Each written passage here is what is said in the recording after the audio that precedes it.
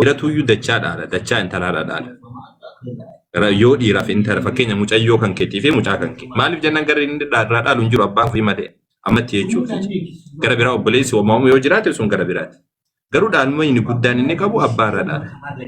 Qabeenya kana argachuudhaaf dachaa Rabbiin subhaanahu ta'ala godhe. Maaliif jennaan waciin yookaan ammoo baasiin hundumtii kan irratti dhaabbatu dhiira irratti dhaabbata. Islaamaa keessatti. Dubartiin ammoo walakkaa isaa argatti. Isiidhaaf isitu irra argataa jechuu bifa kanaan. Lammaffaa dubartiin yeroo walqixa dhaaltu jirti. Fakkeenyaaf obboleettii tanteedha tagara haadhaa yoo taate. Haadha kan keerra obboleewwan lamaa qabdaati. Dhiiraaf intala qabda. Haadha kan keeti abbaa kan keeti osoo hin taane haadha kan keeti. Suura afraffaa san keessatti Rabbiin jarri lamaanuu walqixa dhaalanii jedhee dubbatee jira. Walqixa fudhatan jedhee addaan qoodaman qixxeetti addaan qoodaman jedhee. Maaliif jennaan jarri lamaan tirfii argachuu jira malee garri dhaalan baay'ee jira gabiraa. Hundeedhaa miti dhaalmaa hundeetii miti. Garri dhaalan baay'ee jira waan ta'eef dubartiif dhiirri asitti walqixxaawu. Yeroo abbaa fi abbaan haadharra dhaalu jira yeroo haati abbaarra dhaalu jira. Si galtee yeroo abbaan haadharra dhaalu jira yeroo haati abbaarra dhaaltu jira. Dhiirti jiraate qofaa miti ammoo fakkeenyaaf amma yeroo dubartiin akka dhiirri hin dhaalle goote guutuu fudhattu jira. Fakkeenyaaf mee misaala sii ka'a. Fakkeenyaaf mucayyoo takka yoo namtichi qabaate obboleewwan sadii yoo qabaate obboleewwan yoo qabaate mucaa tokkicha mucayyoo takka yoo qabaate jechuudha. Mucayyoo takka yoo qabaate ilma obboleessaadhaafaa yoo qabaateetiin jedhe yookaan eenyu kan astaghfirullah wa ta'ala mucayyoo takka yoo qabaate ilma yoo qabaate ilma biraallee yoo qabaate jarri kunniin lamaan qabeenya fudhatanii guutuutti fixan. Ilma dhiiraa yookaan ilma ilmaadha yoo qabaate ilmi ilmaa sun ni kufa. Mucayyoo tana tuffatanii bakka mucayyoo kanaa ilma ilmaadhaan dhaalchifnu jechuudha.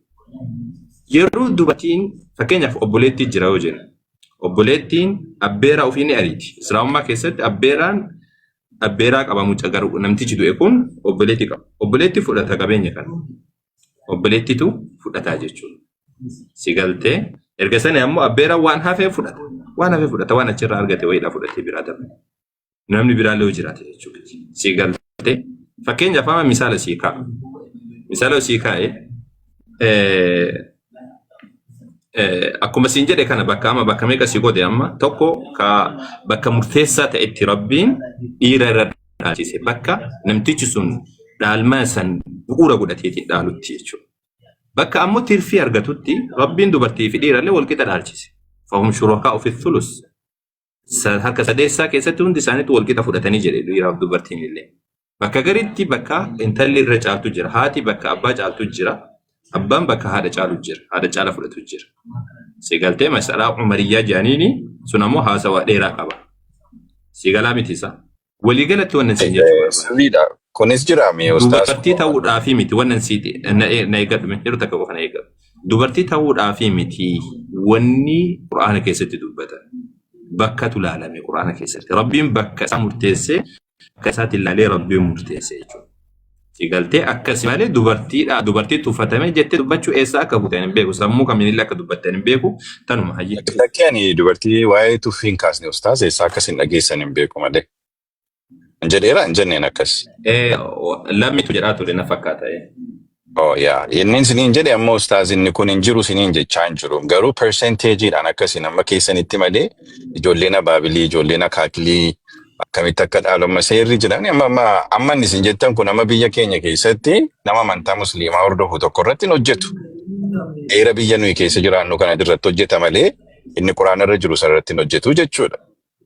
Garuu akka quraanaatti waan inni hojjeta nuti muslimtoonni akkanuma walii qoonna abbo. No biyya kanatti isan isinii maayira mustaazo awwaanan beekuuf isinitti an musliima walii kanis beekaa. Musliima irraa namni du'ee dhaala fudhatus beeka. Gaafa seeratti wal geessani akka seeraatti malee walii kadhaa wal dhaalanii walii kadhaa jedhamu suni dhaalan jedhaan waadda si baasa dhaalmaan jedhamu walii kaan. Esa ilaano gaafa namni du'u heritage jechuudha. Dhaala jechuun heritageidha. Amma isin yoo anamma yoo du'e waan ijoolleen kookii warri manaa kookiin waan dhaalanii jechuudha. Heritage makanaa gaafa walii qoodanii amma biyya nuyi jiraannu kana keessatti akka wangeelaatti osoo hin taane yookiin immoo akka quraanaatti osoo hin taane akka seerri biyya sanaa bultuutti kan heritagein qoodamu. Garuu lafa seeraatutu waliin geessin immoo akkaataa amantii keessatti hiikatti kennanitti waliif hiikanii waliif heriteejii sana waliif qooduu danda'u jechuu koodha ustaas malee innis hin jettani koo jira sirriimatti jira hin jiru siniin hin Kun jenne. Islaamummaa keessatti yaa Roobeera nuti ittiin jiraatame. Muslimtoonni baay'inaan kanatti ni fayyadaman. Garii isaanii muslimtoonni nama miidhuu barbaadan ka gara firdi beetidha kan jiru sun zulmiidha. Nama miidhaa jedhama inni sun haraam dhowwamaadha inni sun. Dhowwamaadha guutuutti dhowwamaadha. Waan Rabbi murteesse keessatti gara murtii mana murtii deemuun dhowwamaadha. Kun miidhaallee miti tasuma taatiin miidhaa wayiitti luuf keessan qabu alhamdulillah. Shari'a Islaamummaadha. Waa hundaan guutuu godhee Rabbi nu harka kaa'e. Hayyee gaafii biraadhaa yoo qabatte itti ce'ame kanarratti isaatii bitaan oolu. Yoo sobuudha baanne malee ustaas biyya shaariyaadhaan geggeeffamtu tokko yookiin biyya tokkotti ta'uu danda'ama dhugaansaa jechuudha. Garuu amma biyya akka Irooppii, biyya Ameerikaa, biyyooma Itoophiyaa jedhamu kana keessattis iyyuu seera dura kan amantii kan hordofanii wal dhaaban hin jirannaan jechuun dandeessan maaliif ija keenya kan arginu baay'ee jira keessa jiraasnee waan ilaalluuf jechuudha. Eeyyee biyya shari'aadhaan bulanitti sirriitti hojjechuu danda'a kun. Innis hin jettan kun jechuudha. Aboo ati situ muslima moo anatu muslim? Isintu musliima bar. Okay. Eegaan muslima taate akkaataa hawaasa keessa jiru situ beekamu ana beeka. Fakkeenyaan keessatti dhaladhee Maal ustaaza hawaasa nammas muslimaa keessatti dhaladhee guddadhe. amma akka itti ni deebisuu hin dadhabne ama kiristaana moo oroosi waa'ee kiristaanaa keessa dubbattanii jechuun waa'ee riyaalitii irratti dubbachaa irra miti realistikii jechuun Laa haasoon waa'ee riyaalitiin jiru namoonni waan isa namoonni mana beeknu waan naannoo dhaggeeffadhu keenyatti kaa. ta'u haasoon miti ree ustaas. Na dhaggeeffadhu kaa na dhaggeeffadhu kaa. Naannoo fakkeenyaaf amma namni muslimaadha kan wallolee deemu jira fedhi beeti. Kun dhowwamaadha jedhee si deebisu jira bara. Inni kun muslimni akkas godhu jira jira. Laakiin amma muslimni irra baay'een isaa dhaga itti fayyadamu murtii Rabbii kana subhaanahu wa ta'ala. Qur'aana Rabbiitiin bulu. Namni firdi beetii deemu ammoo zulmii dalaga. Kun asirratti dubbachuu jiraami.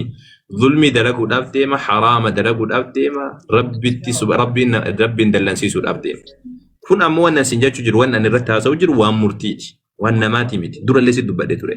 Eessa dhaqaree Nama na wajjin haasofta taanaan. yoo musliima ta'e sanna Mee na dhaggeeffatu akkam si mootummaa godha. bira naqamoo maskiida naqamoo ustaaza bira naqa jechuudha waan Masjida wayitu bakki dhayitu wayitu hin jiru. Qur'aani Rabbi si bira jira. Qur'aani Rabbi ittuma hojjechuudha. Wanni aganu. Qabeenyi si bira jira maatii kan kee wajjin dubbattee qabeenya akka Rabbi jaalatutti qoodu. Ulamaani jiranii beektonni Islaamaadhaa jiranii maanguddoon Muslimaadhaa jira. Maanguddoon jiranii akka Rabbiin jaalatutti qabeenya akka Rabbiin jedhe sanitti qoodu. Takka nama waan kanaan qoodamee miidhame takkaan arginu nama zulmii dalaguu barbaade. Walii galatti waan siin jechuu barbaade yoo namaan deemte fuulduraaf iyyuu siin jechuudha. Waa hedduu si harkaa bada. Fakkeenyaaf amma awwaliin mazzana jedhee yoo awwaliin deemte awwal si harkaa hir'ata yaa. Miizaana kan kee yeroo hunduma nama irratti osoo hin taane maal jetti barsiifni Islaamaa maal jedha achirratti qabiitidhe yeroo hundumaa siin jechuu kooti. Tamaam. Lammi Wayya, rooba. amma danda'ametti conversationii kee gara salvationiitti shiftii godhe ishee. Ash.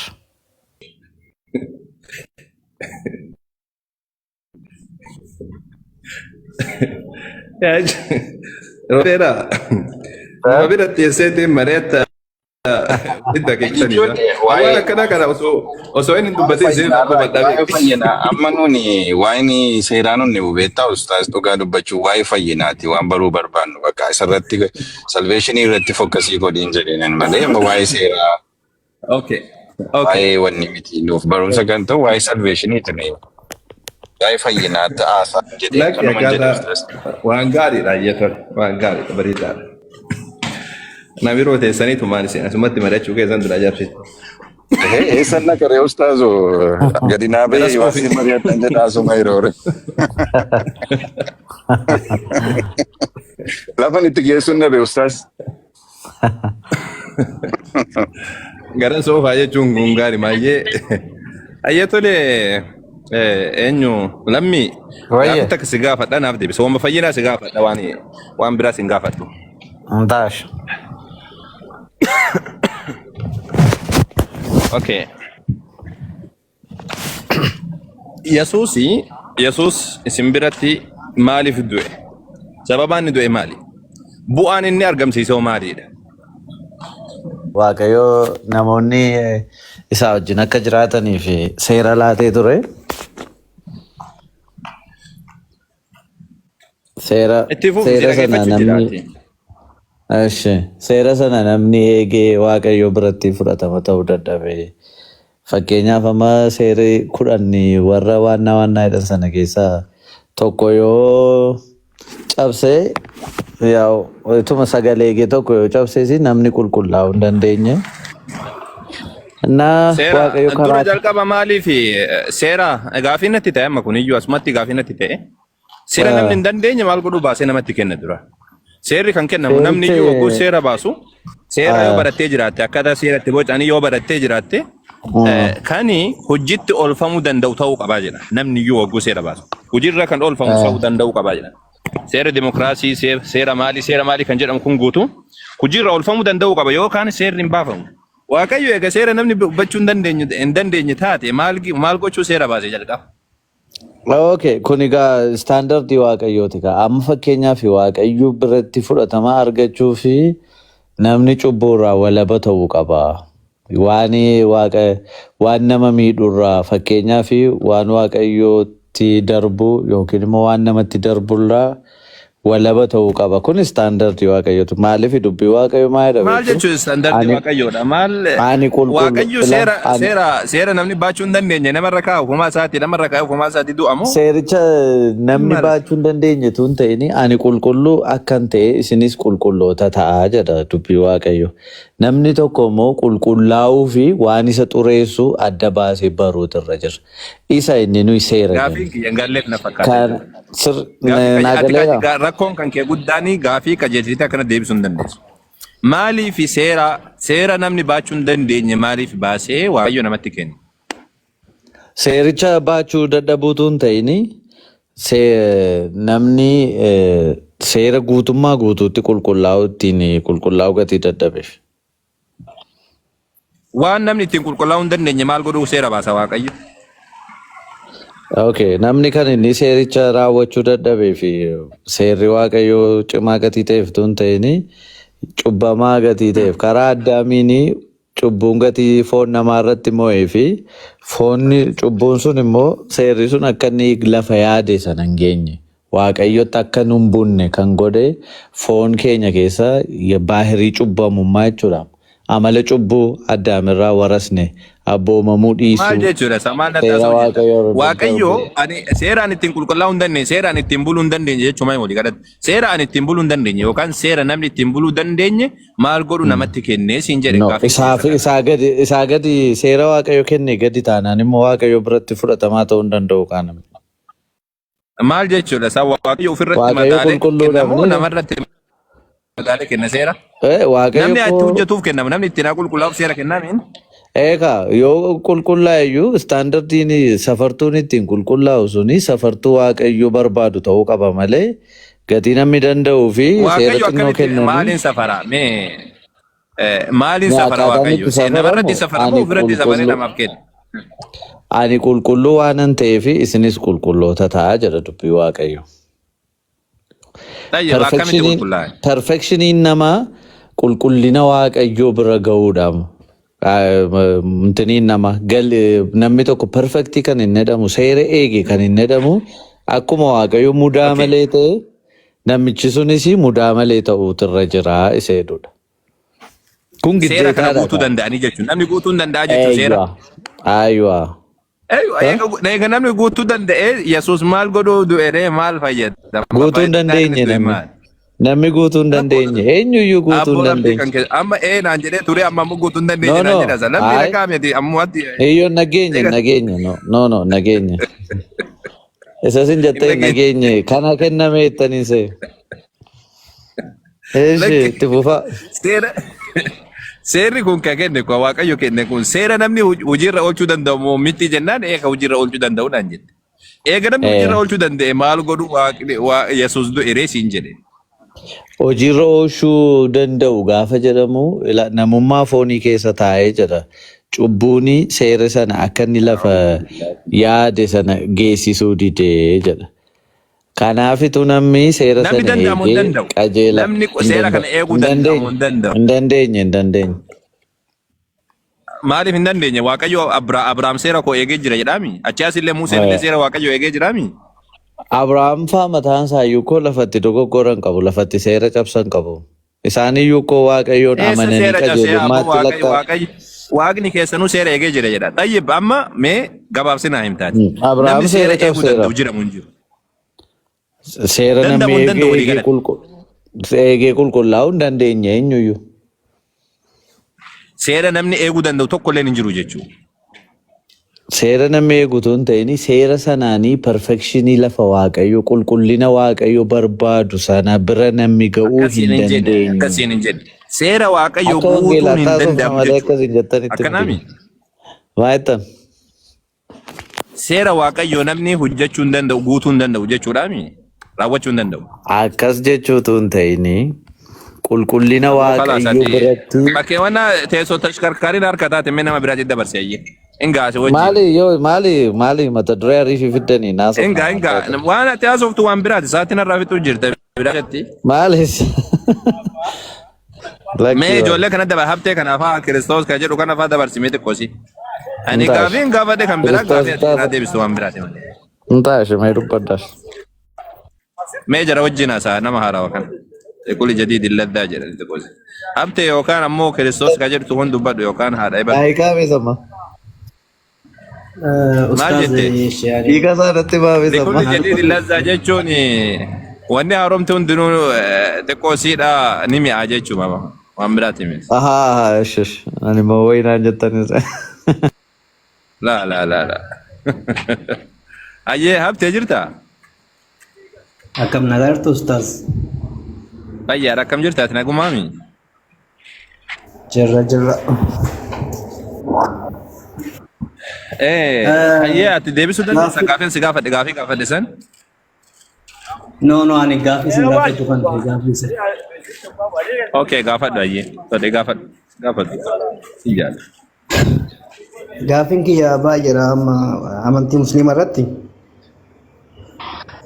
Irraa hir'isii kaa. Mee Nabiyyi Muhammad irraa kaanii gaafii si gaafachuuf saayii Buhaarii fudhattanii misinii hadiisa. Sahih al-Bukhari jedhama. Hin fudhanne? Saayii Buhaarii irratti amma yoon dubbisu xinnoo yoon dubbisu waa'ee Nabiyyi Muhammad amma musliimoonni baay'een yeroo baay'ee cubbuu wajjaneeru Nabiyyi Muhammad Profeet Muhammad jechaadha. Okay baasii dubbisi ati baasii tumaan dubbise irra katini wajjin. Garuu amma Saayii Buhaarii 5,533 irratti anshaan yoo gabaastu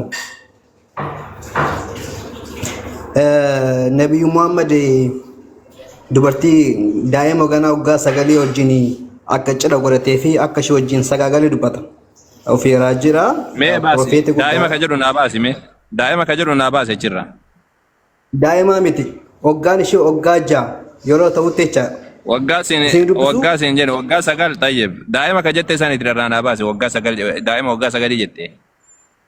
No amma indee kun ko psychology na kanatti yaaduu dandeenya daa'imni waggaa jechuun. Psychology si baratamu anatu barata. Psychology jechuun maal jechuudha yaa gurba psychology jedhasa. Psychology seera qaba mataa isaa irra calliseetuma psychology naan hin jedhin. Psychology borumsa barnoota baratamudha. Malee lafu bakkaatti psychology jedhamu. Psychology damee barnootaati hin baratama yuunivarsiitii keessa baratama. Ati yuunivarsiitii illee osoo hin galiin osoo qe'ellee hin bahin osoo qe'ee keessa walumaa guddi bunuma dhugaatumaan psychology naan jetta. Minaan psychology na. Ayyeetti fufu.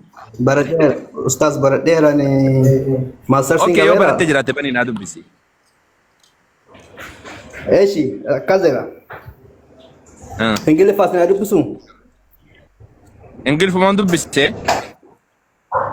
5,133 irratti jechaadha. Ansha that the prophet worked the marriage contract with when she has 6 years. Ansha maal jetti waggaa 6tti kontiraatii yookaan immoo agreementii waggaa 6tti Prophet Muhammad wajjin akka gootu dubbata. Jedhee kee maal jedha? Indeed, his marriage when she was 9 years old. Dhagaartu ustaas. Dhaga'u jira. Eessatti daa'ima ka jedhu eessarra jira?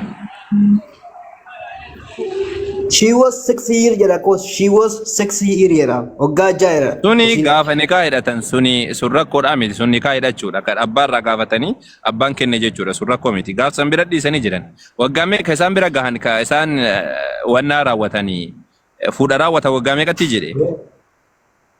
Oggaa 9 jira. Okay daa'ima ka jedhu eessaa fiddeeti.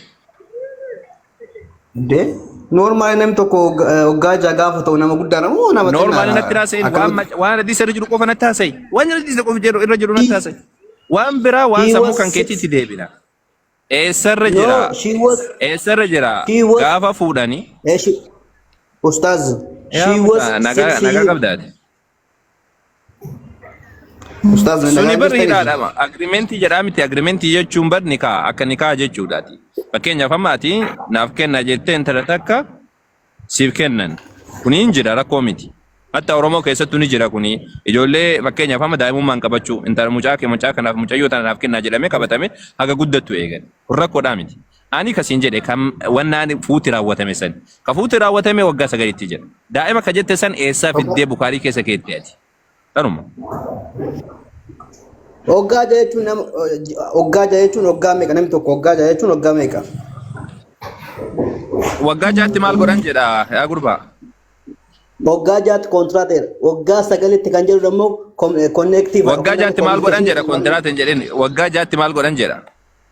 Oggaa jaatti kontiraata. Oggaa jaatti. Akkam kontiraata jechuun. Oggaa jaatti kontiraata garuu immoo maal jala oggaa jaatti. Maalidha waggaa jaatti kontiraataati jettu maalidha.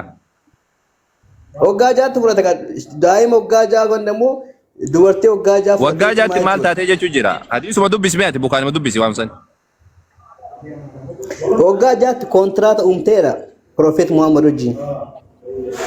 Okay maalidha jechuudha maal jechuudha akka sii galetti raafibsi. Eko kanas siin xumurre ko siin xumurre enna waggaa gaafa waggaa 9 taatu dammoo cira godhatanii jechuudha. Okay amma gaafa waggaa 6dha kaadhimaa godhatanii kaadhimataniiti kaadhimaa jechuudha akkanami walii galuu jira waggaa 6tti kaadhimatanii waggaa 3 booda waggaa gaafa 9 isiin geessu fuudhanii jechuudhaami.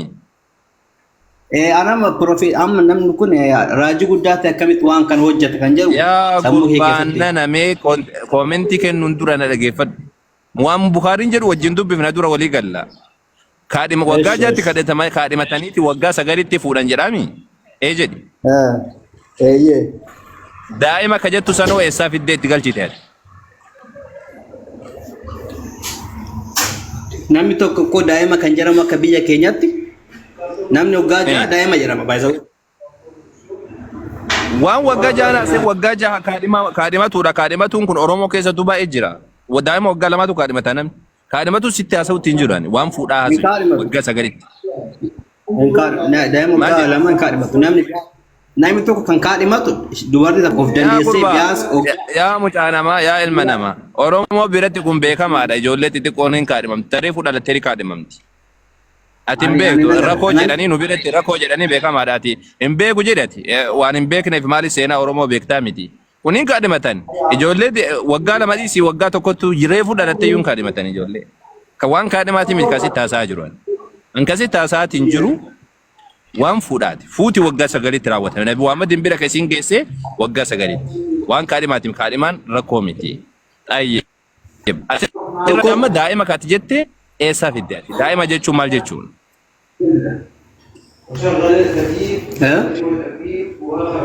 Daa'ima jechuun maal jechuun eessaa fidde daa'ima ka jette sen? Daa'ima jechuun namni waggaa 10 gatte namni hundumtu daa'ima jedhama akka biyya keenyatti akka saba Oromootti illee jecha. Ragaa naa kenna ayya. Ragaa naa kenna waan akka biyya keenya akka abbaa keenya akka akaakayyuu keenya akka kabbadaa akka baqqalaanis ragaan na wajjin haasofta malee ana kiriti na wajjin haasofta an kasi wajjin deemu ragaan tokko. Bukaari irra jira daa'ima ka jedhu. Isin ragaa naa kennitu biyya keenyatti namni daa'imni waggaa 2tti kaadhimamuu isaanii. Wallahi garaa keessattuu kaadhimatan. Garaa keessattuu Oromoo biratti beekamaadha kun. Nubi naannoo keenyatti illee Oromoo guutummaa biratti beekamaadha daa'ima garaa keessattuu kaadhimatan. Kaadhimaan barrakkoodhaa miti. Fuudha malee fuudha irra tayyee amma sii deebisa sirrii dhageeffadhu. Kalas egaa sirriitti dhageeffadhu. Yalla yalla. Kana qofa miti ustaad. Sirri dhaggeeffadhu si Qabxii biraalee. deebisa. Si deebisa dhaggeeffadhu. Qabxii biraalee. Dhaggeeffadhu si dhaggeeffadhu Wal gurba. qabeen adeemsitanii. Walitti qabee si deebisa. Tarmaa irratti si deebisa jalqaba dhaggeeffadhu sirriitti dhaggeeffadhu. Jalqaba irratti dhaggeeffadhu sirriitti muutii qabadhuutii ofirraa dhaggeeffadhu amma kana. Jalqaba irratti ni kijibdeeti daa'ima ka jettee ittiin dubbatu sun ni kijibde miti ni tarsaate isa. Aayishaan daa'ima miti intala guddoodha. Isiin mataan isiitu wagguu dubbattu yeroo sanitti intalli waggaa 9 gaafa geesse intala guddoodha jette. Aayishaan mataan isiitu akkas jettee dubbattee jirti. Intalli waggaa 9 yoo geesse intala guddoodha Tirmizii keessa jira. Sunan Tirmizii keessa baasee sitti mul'isuu danda'a. Amma kana yoo naa baasi jette. Amma tana sitti mul'isa. Intalli waggaa 9 geennaan yeroo sanitti intala guddoodha jettee dubbattee jirti Aayishaan intala heerumaa geesse. Si galtee?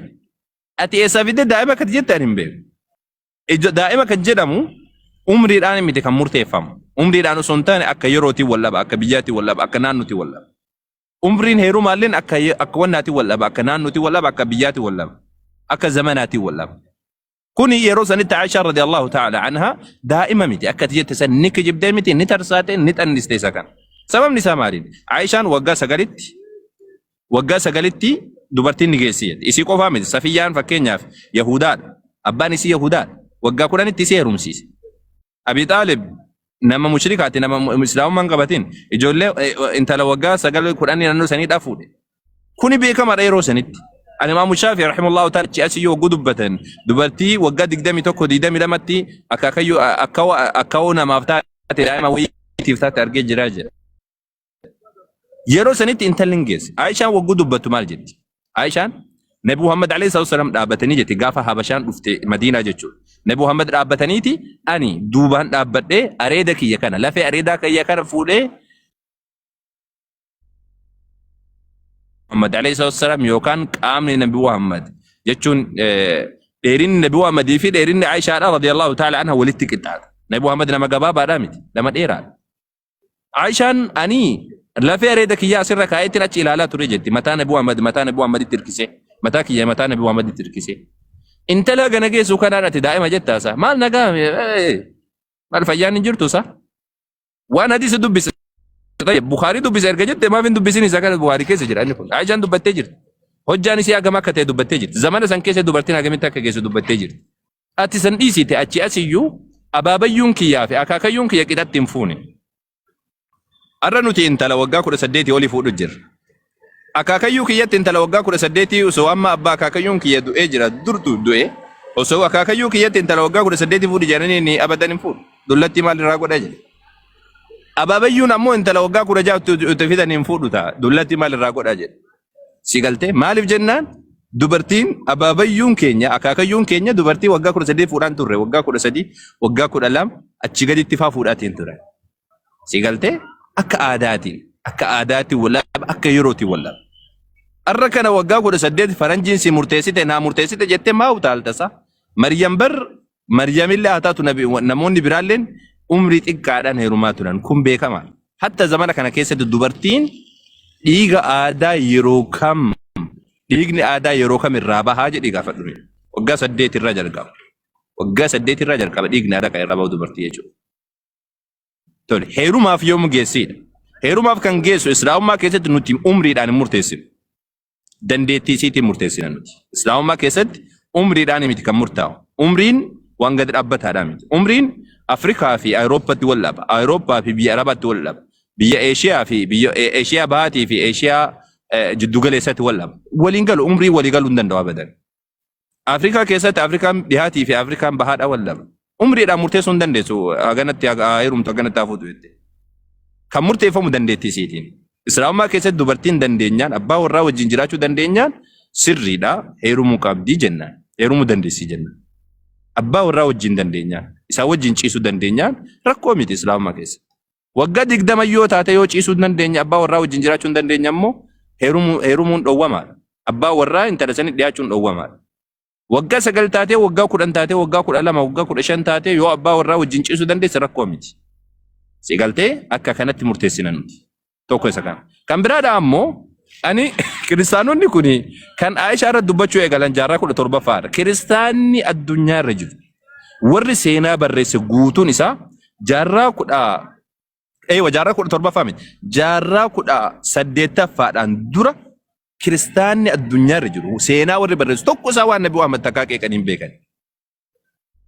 Harta Maartin Luther Kapheenxeen amma wanna Protestaantii wanna jedhu intalli waggaa wannaatu jira sinigaltee kitaaba tokko jira kan hujii Maartin Luther ka jedhu tokko.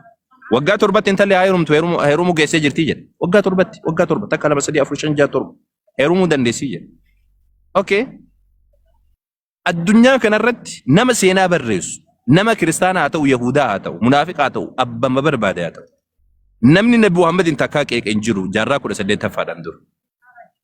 Jaarraa 18ffaa keessaa sababa dubartiin miidhamaa turtee fi Awurooppaan ufii isiitii miitee ufii isiitii dammaqxee jennaan dubartiin akkana haa taatu akkas haa taatu jechuu eegalan. Ufumaa isaaniitti miidhan ufumaa isaaniitti eegalan. Muslima biratti akka dubartiin miidhamtee beekti. Takka dubartiin gabbaatee mattee beekti.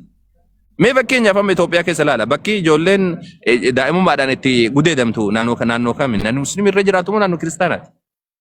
Naannoo kiristaanaati. Annaa ajaa'ibsiisaa bara. Balleessanii harka nutti dhiqatanii bara. Balleessanii kan harka nutti dhiqatan. Naannoo Amaaraati. Naannoo ijoolleen daa'imman keessatti gudeedamaa jiru. Naannoo Musliimaa irratti akka himatee mee beekaa waan akkasii seera qabna nuti. Nuti dandeettii dubartii irratti dhaabbanna malee umriidhaa miti. Daa'imman xixiqqoo yeroo hunda gudeedamtee kan ajjeefamaa jiru naannoo Amaaraati. Naannoo Musliimii keessa jiru kun naannoo kiristaanii keessa jiru. Kiristaanii keessa jiru. Achi as illee Oromiyaa keessatti illee naannoo gargara. Yeroo takka sii raawwadha. Yeroo takka xumuruu ka'ee jira bakka takka. Duuba dhaafobsi yeroo takka sii deebisaa siin jechuu jira. Duuba bakka kanaan wal qabate waliigalatti alaa kulli haal nuti muslimtoonni takkaa akka Awurooppaa jalallee hin deemne ittiin illee miidhamne dubartiin nu biratti hin miidhamtu alhamdulillah. Maaliif jennaan nuti dandeettii dubartii irratti dhaabbatti. Amma zamana kana keessa dubartii waggaa 18tti yoo kan dandeessu taate waggaa 18 gaditti hin dandeessu taanaan nuti waggaa 18 gadi akka na hirumnee jenna. Yoo waggaa 20 gaditti hin dandeessu taate waggaa 20 gaditti na hiruminii jenna. Fuulduratti waggaa 30 gaditti hin dandeessu taate waggaa 30 gaditti na hiruminii jenna. Nuti akka dandeettii isii wajjin deemna malee akka wannaatii miti. Akka dandeettii isii wajjin deemna malee akka umriidhaaniitii miti siin jechuudhaaf. Isa kana ammoo isinummaa wajjin rakkadha. Dabalataan maaltu xabaqaa isin dhaabbatte na dhibee. Nabi Muhammad itti fidee alayhi salaatu wassalaam kan kenne Aishaa isinu dubbattee jirti haadha isii deesse. Abbaa isiiti. Intalli geesseeti haa kennu Nabi Muhammadiif jedhaniiti. Intalli geessee jirti furaa'in kenninaa jedhanii fidanii kennan. Bakka Nabi Muhammad jiranitti fidaniiti Nabi Muhammad itti alayhi salaatu wassalaam kennan. Isiin illee gammaddee abbaa warraa kiyyaa jettee wajjin jiraatte. Abbaa warraa ofiidhaa beektee wajjin jiraatte daa'imaa miti intala maatii ofii bulfatte. Mana ofiidhaa bulfatte. Barsiisaa turte. Namni iyyuu dhaqee irraa barachaatiin ture intala guddoodha. Daa'ima xiqqoodhaa miti. Isiinu kunu gammaddee maatii ofii bultii ofii ijaarrattee jiraachuu jirti. Kirista. Waan macaafa keessatti isin hin kaasu malee macaafa keessa uummatu waan jiru ni beekaani. Laakiin nama macaafa isin hin kaasu. Walii galatti alaa kun laaliin kuni waan akkasiiti isin jechuudha. Si deebee jedheetii yaada. Yoo ragaalee duratti dubbadhe sannaa kenni jette sii kenna amma kana.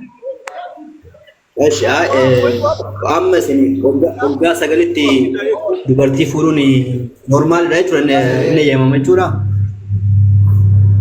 Ati gurra kanaan yaafteetiin gurra kanaan dabarsita jechuudha. An akkasiin hin jenne. Ani nuti waan jechuu jiru. Dhageeffadhu yaa gurbaan. Jechuun kiyyaa waan si deebise nageenya. Gurra kanaan asii yaafte asii seensifte asii yaafte jechuudha. Dhageeffadhu si wajjin asiin jiru yaa gurbaan. Qabxiin keessatti ta'amu. Na dhageeffadhu. Osoo gaaffiin na dhageeffadhu takka. Na dhageeffadha. Tana dogongortee na dhageeffadhu waan amma gaafatte kan. Akkasiin jedhe waggaa sagalitti dubartii heerumse lakki akkasii miti nuti. Nuti waggaa 1400 dura hin jirru si tuufdu sammuun kan keedhaaf duuba deebi'a. Sammuun kan keedha zaman adda baasuu hin dandeessu. Yesuusiin bar kiristaanii dhuguma takka beektee yogguu nuti kan uffanneetiin deemnu qamisa kan uffanneetiin deemnu maaliif isin qamisa uffattanii jedhan. Yesuus qamisa uffachaa ture. Ummata Yesuus qaaraa uffatatti fakkaatu yookaan ammoo jiinsii uffatatti fakkaatu. Sammuudhaan maan kan nyaatu bari Yesuus waggaa 2000 dura jira. Nabi Muhammad waggaa 1400 dura jira. Arra kanaa miti Nabi Muhammad kan jira. Nuti waggaa 1400 dura hin jirru. Amma jirra jaarraa 21ffaa keessa jirra. Jaarraa 21ffaa keessatti dubartiin akaakayyuun kiyya umrii itti fuudhettu har'a fuudhuu hin danda'an. Akaakayyuun kiyya waggaa 14 waggaa 13 fuudheta. Arra kana waggaa 14 13 tti ijoolleen daa'ima. Laakiin akaakayyuu zaman akaakayyuu kiyya akkana hin jirtu dubartiin. Zaman abbaa kiyyaatu akkana hin jirtu. Si galtee. Amma nyaata illee waan hin qabneef jecha dubartiin ijoolleen kunoo waggaa 20tti qaqallatteetumaan deemti. Hin jirtu. Tamaam. Zamanni wal dhabaas hin jechuudhaaf akka dandeettii wajji deemna nuti. Gaafin kiyya yaa musliimoonni roolii Nabi Muhammad waan bultaniif seeruma isaa hordofuu dandeessan jedhee tanan gaafin kiyya na rakkina qabu. Ishi gaafii taanu taadalmume gaafii biraa. Musliimoonni yoo nyaatanii ka'anii quba isaanii mentini harka isaanii liqatan bishaaniin hin arraabu. Hiikaan maalii qaba sun musliimantini keessatti Quraana keessatti. Ayyee tole. Nuti qoradhuuti dhageeffadhu kanallee si qaba irratti beeku. Garuu Tokkoffaan harka isaanii liqatan kan jette kun kijiba yeroo takka yeroo takka isa kana ni kijibdee miti kanallee ni tarsaate. hedduu isin dubbisu ustaaz, hedduu isin dubbisu see bu'aan irratti jecha. Okay. Dubbis ayyee. See bu'aarii 5,456 irratti akkas jira.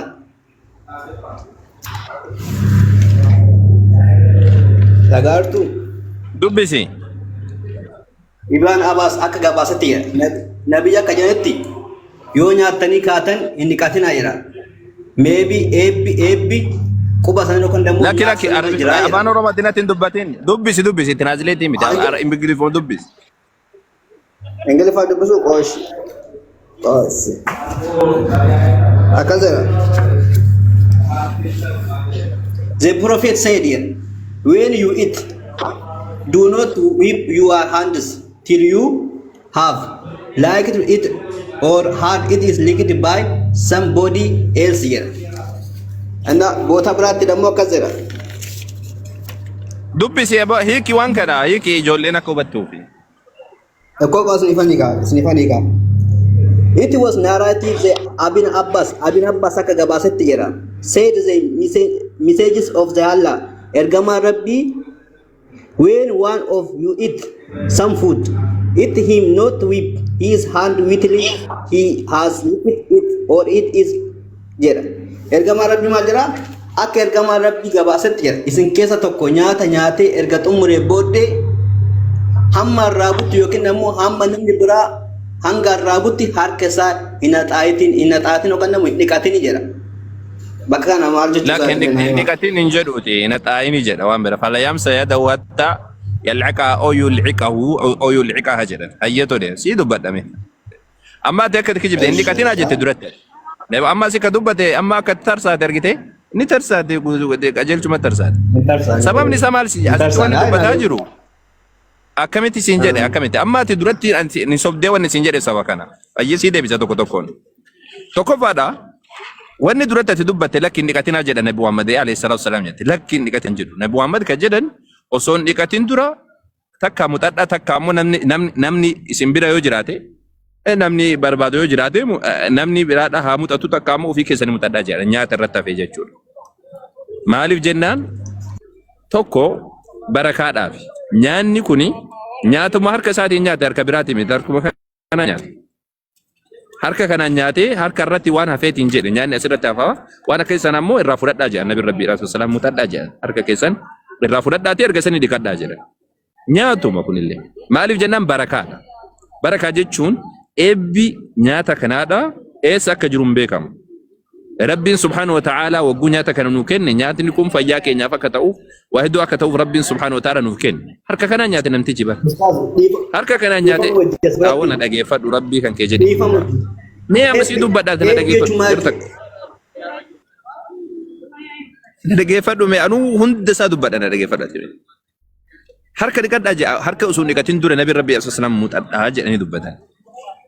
Kun maaliif akka kiristaana biratti rakkoo darbe harka kanaan nyaatte harki kun xuraa'aa yoo ta'e ani hin beeku harka kanaan muxachuun harka kanarraa nyaata jiru fudhachuun kun waan tokkollee waan rakkisaa tokkollee hin qabu sababni isaa maaliin barakaa barbaachaaf jecha nyaata israafa gochuu nyaanni kun fayyaadhaaf ta'a ati nyaati har'aa kana harka kanatti harka kana irratti hambistee eegasanii harka kanarra gadhiitu kun namni biraadhaa waan agarsiisanii argachuu dhabeetiin du'utti jira. Ate kan harka kana bishaanitti gannayxeetuma yookaan haa xooftee bakka biraa keessee bira deemu jirti. nyaanni si ga'u nyaatta erga sanii ammoo harka nyaatni akka lafatti hin badneef jecha nyaata harka kan kee irratti hafe san muxattaa jechuudha. Yoo harka kan kee irratti nyaanni nafin ammoo waan akka qixxaa waan akka qorsoodhaa yoo nyaatte ammoo sun harka kan kee irra hin jiru waan ta'eef waan muxachuu barbaachisu hin qabu. Maaliif akka jedhan Nabi Rabbi alayhi salaatu wassalaam barakaa barbaachaaf jecha dabalataan ammas ammoo akka nyaanni sun lafatti hin badneef. Harka maa muxadhaa jedhan Nabi Muhammad yoo ati jette maal harka malee ka biraatiin nyaatte isa harkuma nyaatte sanii bar ka biraati miti. Harka kan kee yoo jibbite sooftiidhaan nyaachuu dandeessa ani hin beeku sani. Laaluu nuti harka yoo nyaatte harka kan keedha xuraadha yoo ta'e rakkoodha. Akka hundattuu Nabi Muhammad alayhi salaam hadiisa biraa keessatti sirriitti ibsanii jiran. Barakatu xaa'am jedhan. Eebba nyaataa irraa yookaan ammoo barakaa nyaataa irraa alwuduu qabla walwuduu ba'dahu. Nyaata dura dhiqachuu fi nyaata booda dhiqachuun jedhan. Sakana ulamaan itti hojjetan isa kana. Ilmaa Muslim illee rahimahullahu ta'ala sayya Muslim keessatti Imaamu Nawawiin waan kana tarjamaa kaanii fi jiran. Hadiisni haasawa illee haa qabaatu. Waliigalatti alaa haaliin nyaata dura dhiqachuu fi nyaata booda dhiqachuun Nabi Muhammad alayhi salaam barakaa xaa'aamaatii jechuun irraa odeeffameetiin jira. Hadiisa irra jira. Sii kennuu danda'a amma kana yoo barbaadde. Akka dhiqachuu qabnu dubbatamee jira. Sii kennuu danda'a amma kana yoo barbaadde siin jechuudha.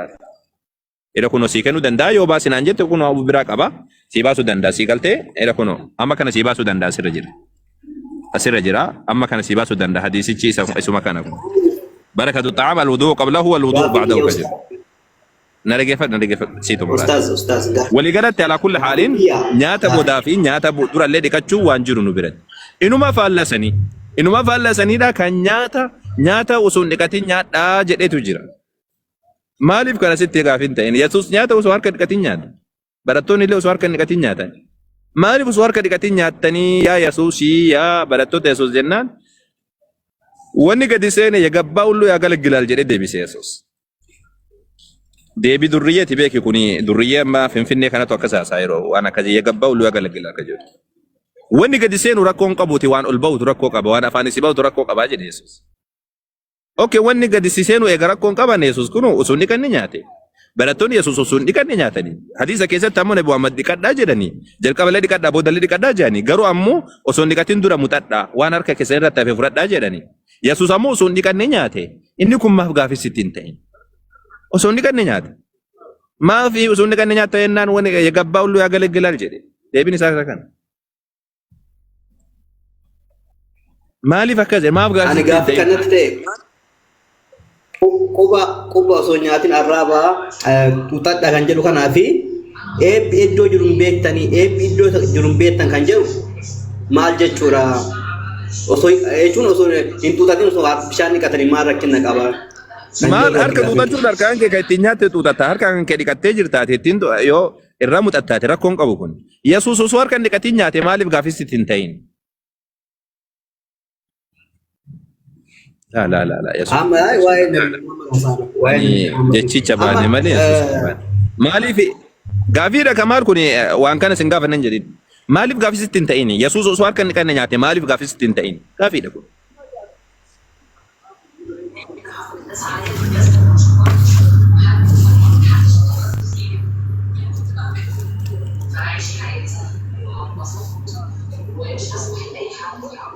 Nagama sagaleen kee. Inni gama gaafii si gaafadhe jidduudhaan deebisi. Maaliif ati gaafii ittiin ta'in Yesuus osoo hin dhiqanne nyaate?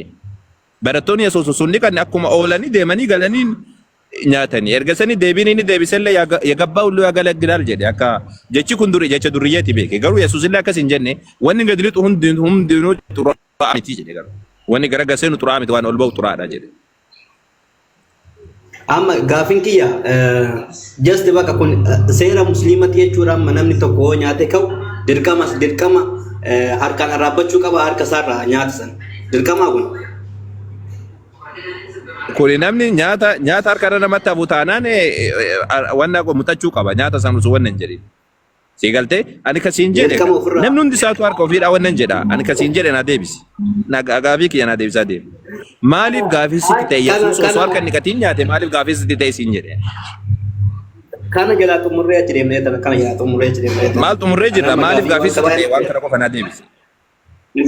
Ani amma gaafii baay'een qaban xumurree. Gaafii hin deebisa kana gabaabsinaa deebisii bira kuti. By the way osoo dhiqatiin nyaate kan jedhu jira macaafa qulqulluu. Osoo macaafa harka irra jira. dhiqate kan jedhu jira. Osuma harka Osoo dhiqatiin harka kanatti dhiqatee seenee jira. nyaate Yesuus. Osuma harka dhiqatiin. Osoo harka hin dhiqatin nyaate jedha. Osoo harka dhiqatiin nyaatee jira. Naga moo mucaa maal ta'eessa? Hin beeku iyyuu barkan. Inni Bukaarii kadhame malee Lukaas hin qaraane. Maal godha isaa? Sii kennamoo? Macaafa beektu waati jedhadha jetta isaa. Sii kennamoo akkamiin barbaaddaami? Ama Nabi Muhammad cubbuu qabuun qabu. Ahmad baniif meeroo takka qoy Ahmad siyaa banuume. Ahmad jirtaami? Ustaaz, ani gaafii kiyya finne gaafii baay'een qabame naa deebisanirra. Gaafii ni deebistaa gaafii maaliif gaafsitti ta'ee gaafii tana naa deebisaa achi dabre malee. No, anam waa'ee Nabi Muhammad naasaa Nabi Muhammad cubbuu hojjeteera moo yoo Maal ani bar waan Nabi Muhammad si deebisee jira waan Nabi Muhammad si deebiseetiini achumaan ammoo maaliif gaafii sitti ta'ee kuni kunoo Yesuus osoo harka dhiqan Nabi Muhammad alayhi salaam dhiqadhaa jedhanii isa wajjin osoo dhiqatin dura akkana godhaa jedhani kun rakkoo miti maaliifi kan Yesuus kun gaafii sitti ta'uu dhabe Yesuus osoo harka dhiqannee nyaatee siin jedhe deebisuu hin dandeessu ati. Nabi Muhammad kok dhiqadhaa nyaatan jenne. Deebisuu hin danda'u jedhi Allah deebisuu hin danda'u jedhi bira kuti Roobas isaatiin irraan fitin. Nan deebisa maan deebisa. Nan deebisa. Ayyee deebisuu hin dandeessu jedhi khalaas bira kutaan si bira si kutaa. Nan deebisa garuu qabxii kanneen osoo jalaa xumurree garas deemne wayyu. Okay deebisuu hin dandeessu deebisuu hin danda'u jedhi bira kuti rakkoon qaba. Waan biraa keessa nu galcha ustaaz amma gaafii dhumaas naa gaafa dhume. Ani yoo an biraa keessa deebisuu hin danda'u yookaan deebisuu hin barbaadu jedhime. Banaa shira kenna qabu banaa si deebisee kee gaafittan deebi'a. Okay akkas jedhee akkaataan jiru isa kana. Maaliif jennaan waan si bira jiru fuuldura fuusitti maali? Waan fuuldura fuusitti maali?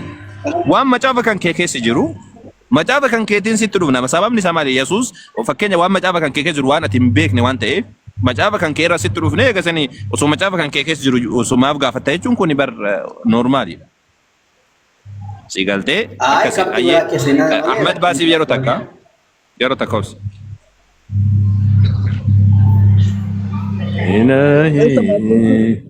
Maatiyoosiin boqonnaa 15 meeqa? 15 sagal natti fakkaata. 15 qoyyash. Okay. 15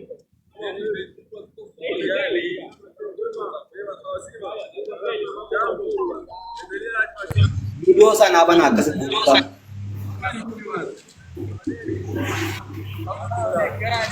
Aywa.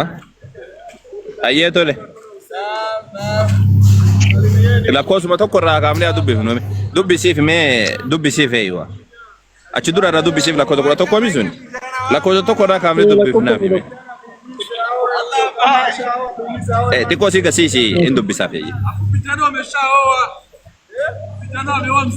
Eeywa maal jedhee? Gasiisi akka inni kanneetti wanna goona.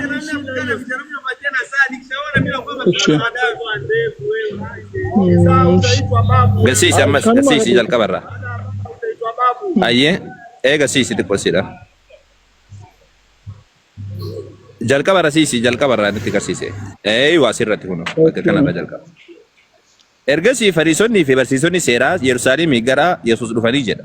Okay. Barattoonni kee maaliif seera muka abbaa keenyaa irra daddarbu? Isaanoo buddeena nyaachuu isaanii dura harka dhiqachuudhaan of hin qulleessan jedhanii jedha. Buddeena nyaachuu dura harka ofii sun qulqulleessin nyaatan. Allahu akbar.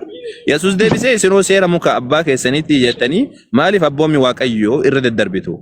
Waaqayyo abbaa keetii fi haadha keetiif ulfina kenni. Iddoo biraatti ammoo abbaa isaa fi haadha isaa irratti harka waliin fudhatiin kan jedhu caafameera jedha. Ol siisime. Okay. Isin garuu jedhe namni eegasanii ol siisi gara deebii isaatiitti ol deebi'ame. Osoo harka dhiqatii nyaatanii jennaan maal jedhe? Yesuus namoota ofitti waamee jedhe dubbii koo dhaga'aa hubadhaa jedhe. Wanti afaan namaa lixu xuraa'aa nama hin godhu. Wanti afaan namaa keessaa ba'u garuu xuraa'aa nama godha isaaniin jedhee jedha. Deebii Ustaz Yesuus isa isin kana. duratti akkas jettanii. Yesuus osoo harka dhiqatiin nyaatee jettan. Amma dammoo Yesuus asitti illee kan ofumaan nyaate jira. Yesuus illee osuma harka dhiqatiin nyaate.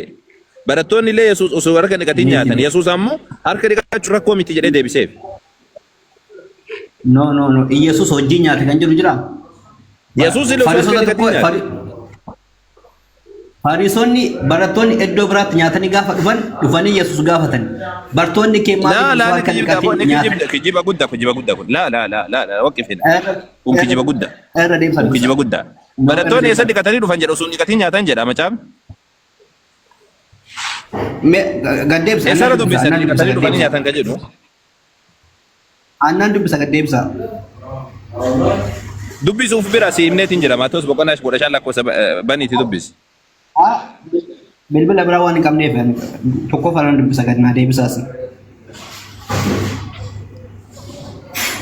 Okay. Gaasirratti illee ni jira gara gadiitti. Okay. As biraa miti. أيه أنا دكنا في يو كذا جد يسوسيو لوكاس رجل أنا كون أمو كوي No, no, no. As gubbaa bakka mana deebis bakka fariisonni gaafatan sanitti naa deebis. كوي توكو ما غراغنو مان كابو كوي باكو وانو توكو غني أساتين جرو فريسي سونجرا سيرت دغفد سيرت دغفد كوي سي رغا وغوسي كناني أكدرا سي دغفد زني دغفد ديبس ودان دورا رغا دغفد رغان سي ديسو دغفد كاي ديبس مالي فريسي سون يسوس أكا عمل إسانيت أتوار كان نكاتين نياتت أكا دياتي يمو أرغن ندكي فتيجر أتوار كان نكاتين إنا لله وإنا إليه راجعون أكو منجر جري أرغتي أتوار كان نكاتين أعوذ بالله أرغتي أما أتوار كان نكاتين أكو منجر جري بريتشيتما أتوار كان نكاتين اتدياتي جري نياتت تدياتي جري يسوس متى مسات يسوسم ملك أمبراتي يوميت إسو متى إساتي Okay, amma deebisi. Yesuus kun harka inni kan nyaate kuno. Maam nyaataa jedhanii jennaan wanni garatti gad nama litu rakkoodhaa miti waan ol nama bahutu rakkoodhaa jedhe. Ayya deebisama. Negatiin nyaataa jechuudha osoo negatiin nyaachuu rakkoon qabu jechuu barsiisuu jira Yesuus. Osoo niqatiin nyaadha yeraa ammaa. Kunoo Yesuus nyaate barattoonni illee osoo negatiin nyaatanii ati maa Yesuus kunoo osoo negatiin nyaatee jedha osoo negatiin nyaate. Ko maaliif osoo niqatiin akka nyaate ko jalatti dubbataan jedhe. Yegabbaa hulluu yaa galaggilaal jedhee deebisee jira. Yegabbaa hulluu yaa galaggilaal ka durreen jettu tokko dhageessee jirtaasa. Wanni seene guutuun chigira illee min xureessuu jedhe. Waan gabbaa'etu xureessa malee rakkoodhaa miti kun jedha. Injeru sun dammoo hiikaaf danda'e qaba ustaas. Tayyib ati hiikaa deebisaati maaliif nyaate Yesuus? Maaliif harka osoo niqatiin nyaate? Mee ani amma gaafii kiyya xumurre kee osoo hidhee. Gaafii kan kee osoo xumurii isa kanan dhaqaan hin deebiin beeku jedhe. Yeroo gabaabaa waan qabuuf gaafii isin gaafachuu barbaachisaa. Baga yeroo gabaabaa qabaatte. Hin beeku jedhi bira dabre. Isin gaafii naa deebisuu dandeessanii? Maal si deebisaa ture mi gurbaa? Hin beeku jedhi isa kana. Hin beeku si dhibamu. Konteekistiin isaa kan biraatti hiika biraa qabaas ni jedhe kun. Konteekistii isaadhaa fi diiti waan ta'e haa ta'u teeti dubbadhu. Konteekistiin isaadhaa akka kana jedhiiti waan inni itti wanna jechuu barbaadu san ibsi rakkoo miti.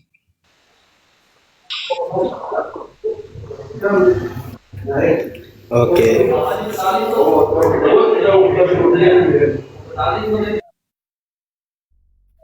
Mata boy mata. Maal maxxaata isaa ምንድን ነው የምትመጣ? Asumatti ibsitee dabarta malee maxxaan maal inni isaa? Maal taate isa mucaa? Ay amma gaafii taatan gaafii sana gaafadhu. Gaafii maal dabarta kana deebiseetiin dabaraa jettee ati takka hin danda'u jedhi bira dabre ani yoom si cinqe hin danda'u an deebisuu hin danda'u hin beeku jedhi bira dabre. Macaafni qulqulluu waa'ee as biratti maaf akka dubbatu beektanii Yesuus Kiristoos osoo harka akka warra fariisota gabaabseetti himaa. Eeshi gabaabsinatti himi maaliif osoo harka niqatiin nyaate Yesuus?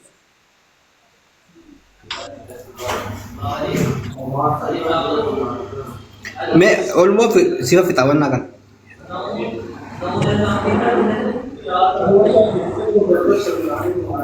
As biratti. Dubbisi bakka barbaade dubbisi ati waanuma inni osoo argan dhiqatiin nyaateef naaf ibseeti. Wanti gara afaanii namatti afaan namni gara afaanii wanta afaan namni nyaatu nama hin xureessu jedhami. Kanaaf osoo harka dhiqatiin nyaatee jechuudha guys.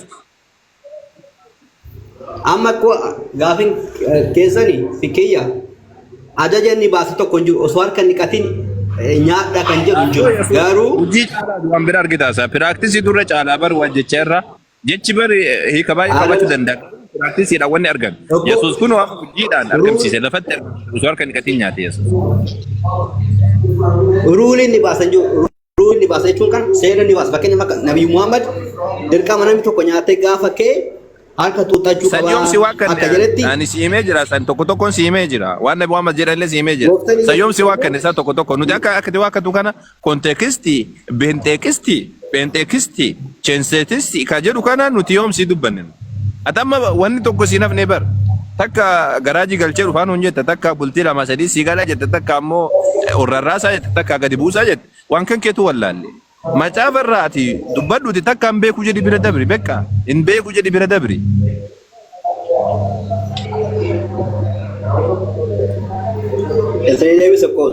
Maaliif hin beeku itti jabaata isaa mucaan yoo deebisuu dadhabe. Bartoonni kan nyaachuu dhiisan barsiisaa hordofuu wanta afaan hin nyaatu maa nama hin xureessu. Bartoonni kan nyaachuu dhiisan barsiisaa hordofuu miti jedhee ustaazotti ni mara. Maal barattoonni illee osoo dhiqatiin nyaatanii Yesuus illee osoo dhiqatiin nyaate maaliif osoo dhiqatiin nyaatanii jedhan ani amma kana gaafadhe yookaan hin beeku jedhi bira dabri hin beeku jedhi bira dabri khalaas.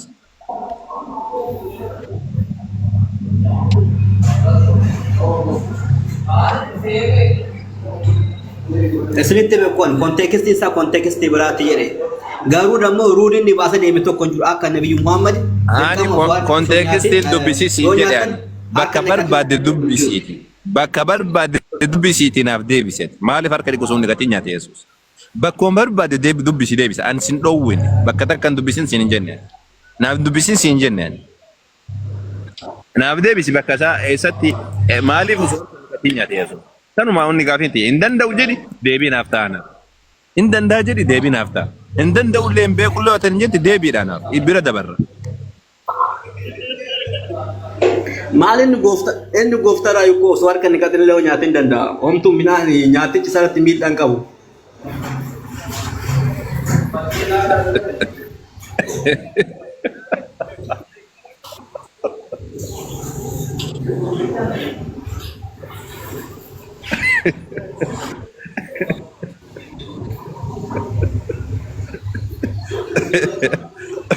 Waaqa waan ta'eef waaqni keessanii nyaata waaqni keenya nyaanni miidhu jetta. Astagfirullah duudee guddaan.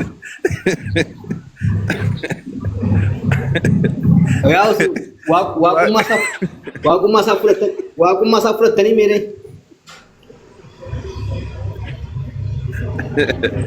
Ragaa naa kenni sammiidhuuf nyaatee ka jedhu ragaa naa kenni. Waaqa waan ta'eef waaqni keenya nyaatee jennaan sammiidhuu nyaatatu sammiinee jedha. Maal jechuudha? Ragaa naa kenna iyyee waan sammiinee harka osoo dhiqatiin nyaate ka jedhu. Osoo dhiqatiin nyaate maal rakkina qabaree nyaate amma fakkeenyaaf meebii atama nyaata tokko osoo dhiqatiin amma osoo nyaadhee maal rakkina qaba jechuun nyaatichi maal rakkina qaba. Ani rakkina qaba sin jenne maaliif nyaatee sin jedhe malee ani sababa inni nyaateef qofa naa maali osoo harka dhiqatiin ati amma osoo nyaattee ati akkam sirraa fokkisasa.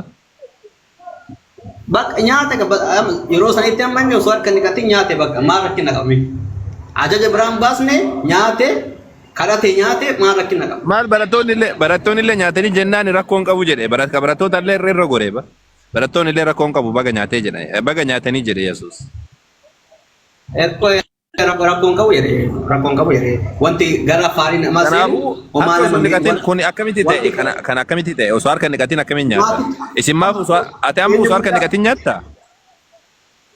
Barsiisni isaanii guddaan nyaatichi namni nyaatu nyaatichi nama miidhu jecha afaan namaa keessa bahu namni qaama namaa keessa bahutu nama miidha jedhee Barsiisa san Atu barsiisuudhaaf by the way osoo nyaatiin dura ni dhiqattaati.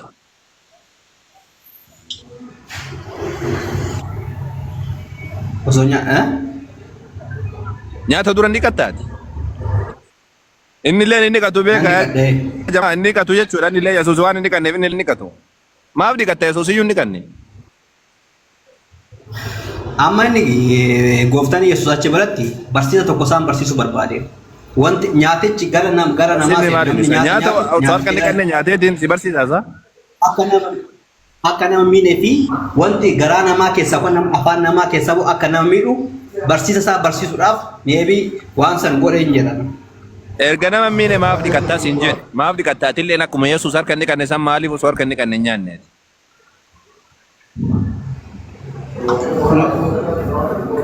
Rakkina akka osoo dhiqanne. Ati maal ka dhiqatte eega nyaanni kan nama miine taate osoo harka hin dhiqatin ati biyya lafa qotaa oltee karaa deemaa oltee dafquma wajjin nyaatatti butee qorroro. Amma ko inni ustaaz inni ijoon achi biratti maaliif hin nyaanne kan jedhamuufi barsiisa isaa barsiisuudhaaf ergaa isaa dubbachuudhaaf akkasuma nyaatee ka'ee barsiisa isaa barsiisee jedhama jechuudha. Kun immoo salphaadha. Uumaa wanti nama mormisiisuun qabu. Salphaadha isaa harka osoo hin dhiqatin nyaatu kun amma warri saayinsii osoo namsi osoo si dhagayeete si hidhaayyuu manni mootummaa. Aadaan taane aadaa duubatti afaan uummata barsiisaa jira jedhee si hidhamu.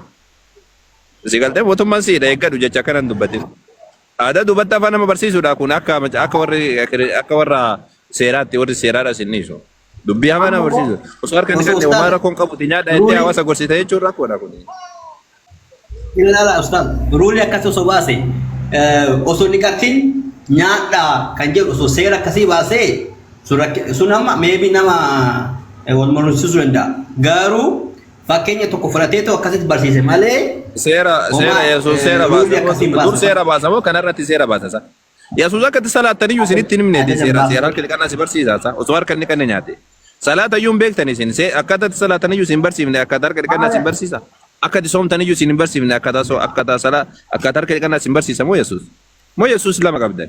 Kitaaba keessan keessa Yesuus akkatti soomtan isin hin barsiifne akkatti salaattan isin hin barsiifne akkatti namaaf waa kennite isin hin barsiifne. Amma kana bira dabre ayyee gaafii biraatti ce'ee yoo gaafii biraa qabaatte kana deebisuu hin dandeessu harka osoo hin dhiqatin nyaadhu fuulduraaf. Akkas gaariidha. Ayyeetti fuufi waaqni kan keedha osoo harka hin dhiqatin nyaata.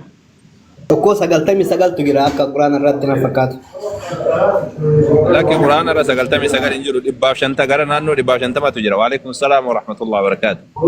Hadiisaaf quraana irra gara naannoo 150tu jira walii galatti. Sanii ol jaalaayyuu. Sammalee illee kan nuti hin beekne jira. Nabi Muhammad alayhi salatu wassalam bikulli ismin huwa laka jedhan. سميت به نفسك أو أنزلته في كتابك أو علمته أحدا من خلقك أو استأثرت به في علم الغيب عندك.